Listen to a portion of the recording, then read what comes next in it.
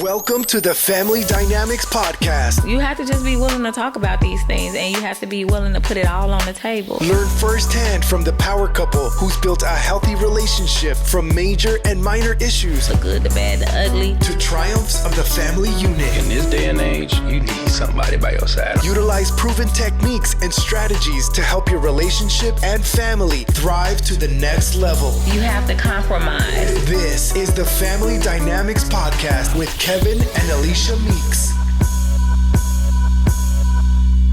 Sense like you don't have a lot of time to yourself. So like typically in a relationship or a marriage, when you're at work, things happen at work, and then you come home and you share those things with your spouse. Right. But now y'all at home together, they know what happened all day, or Right. they got an idea. Right. So with that being said, it's just deep. But also, like, there are a lot of marriages that have been strengthened and families are strengthened because now you're cooking more, you're talking more, or you. But no, the wife probably getting tired. Trust me. Yeah. The wife is probably getting tired of just cooking. Because at the beginning of COVID, when there wasn't that much fast food available, I felt like a short order cook. Like breakfast, lunch, dinner. I mean, I cook, but it was just getting to be a bit much. Yeah. So that's what I'm saying. It was a lot of pressure. It was. But now some people who don't know how to cook. Now They learning to learn. They You gotta learning. learn it. You They gotta learning learn how to cook because the husband like, oh Lord, and I know because I've gotten inboxes like, can you show me a couple of recipes or meals or something? Because Yeah. cause I mean, and then you get tired of cooking. I get tired of cooking. I've been doing a lot of new recipes lately, but Yeah. it was even harder for us because we pescatarian. Hey y'all, hey Frida, hey Tanya, hey Melissa. So real quick, I'm sorry, podcast people. To my people in my Spoiled Wives Club group, I'm just letting you all know that we're doing a podcast. I told y'all that I was gonna let you be a part of my podcast. The Spoiled Wives Club Facebook group. And if any of you wives out there want to subscribe to the Spoiled Wives Club, you can go to www.spoiledwivesclub or get into the Facebook group. Where can they find them on the Facebook group? Just look up Spoiled Wives Club. Spoiled Wives Club everywhere, like Facebook, Instagram, or the internet website. Everything is just simple. Spoiled Wives Club. So today, while we're taping our podcast, I'm giving my Spoiled Wives Club private group access granted to just a real quick access. I'm going to turn y'all off soon. But if y'all have something to say, just put it in the comments and that can help our podcast. If y'all got something to say, we talk about couples and COVID. Yeah, so the one thing that has been a huge strain too is the parenting aspect. Like, we're not teachers. Yes. I mean, if that's what you do, we're not teachers. I don't have patience. So if you don't have that patience, that you have to parent your kids. Not parent, teach. What I'm Like saying, they want parent, you you to got to be the parent your teacher's kid. aide. You have to parent your kids during the school process, though. Yeah. Like when That you usually e-learning is a whole hot mess. I don't think that we were set up for this. No, I didn't sign up to be no preschool teacher. I'm just not. If we wanted to be teachers, we would have pursued that. Absolutely. In school, and I didn't pursue it because I used to be a daycare teacher, and I learned then that it's not for me, and I don't have the patience. So those are strains that someone can become resentful. Like, he's a truck driver, so he's out of here. So that left nobody but me to be the e-learning teacher.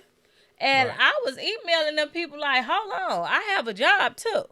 So, I mean, I'm here to be a parent. Yeah. Any type of parenting I need to do, but I can't do your job and my job too. You feel me? Shout out to all of the educators out there that Praise is doing the Lord. this every single day with our kids. Shout out to you. Another good thing about couples in COVID is that you've had to have creative ways. Like my birthday was super creative this year because it was during COVID, and you had actually created a whole birthday party with us and the kids inside the house, and it was like it was a we had Which the paint, one? You had two. no, we had the paint You had party, the right? We had quarantine paint the party. paint party, and then we had the I can't remember what it's called because you had decorated the house. The whole house is decorated, so. Yeah, you got to get creative, and that's what we're saying. Like, right now, the coronavirus and COVID has, like, created a pressure cooker. That was a great analogy in Time magazine, because you're in this house, closed up, with not many options on what to do, where to go, and so you're spending more time. Some people are spending more time with their spouse than they ever did in life or ever wanted to. And so, from what Time magazine was saying, that 1 in every 5 couples knows somebody that will be getting a divorce after this COVID. Yeah. That after this coronavirus is over with. 1 in 5 couples. So imagine that. How many couples do you know? 1 in 5 couples will be getting a divorce after this COVID. So that was deep. And it's eye-opening. Like, oh, girl, y'all need to pay attention. And even the counselors are saying that whereas on a daily basis, they may get 2 to 5 calls for couples counseling. Now they're experiencing like 20 a day. 20 calls a day because a lot of relationships are on the rocks. A lot of relationships are facing challenges that they just weren't facing prior to COVID. And so at this point, they're trying to work it out before the end of COVID. But my thing is, once COVID is over and you have this COVID fatigue with your family, with just being in the house and stuff like that, like, what do you do? Because you have to continue to nourish, continue to foster, and continue to be intentional about your marriage and your relationship once COVID is over, because you spent, at this rate, we're going to be like 365 or maybe like 400 and something. It's close to almost like a whole year. Yeah, right. That's what I'm saying. So now it's like, oh, well, I spent all of this time with you, or we spent enough time together, I'm going to do me.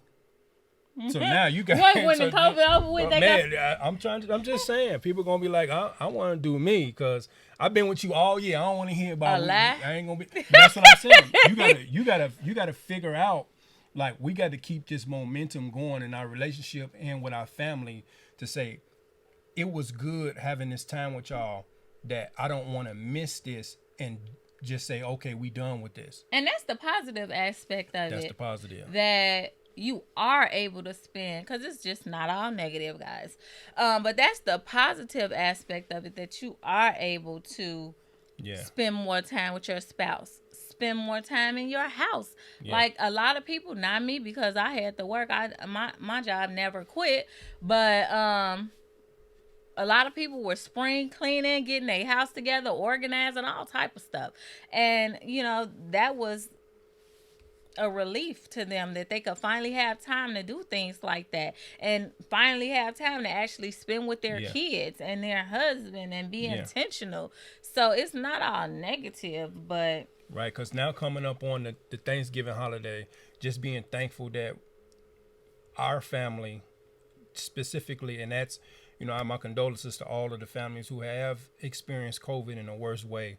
But our family, at this point, at this rate, at this day, we haven't. Yes, none of our children have. No, not in our immediate family. Our house have experienced the COVID virus right now.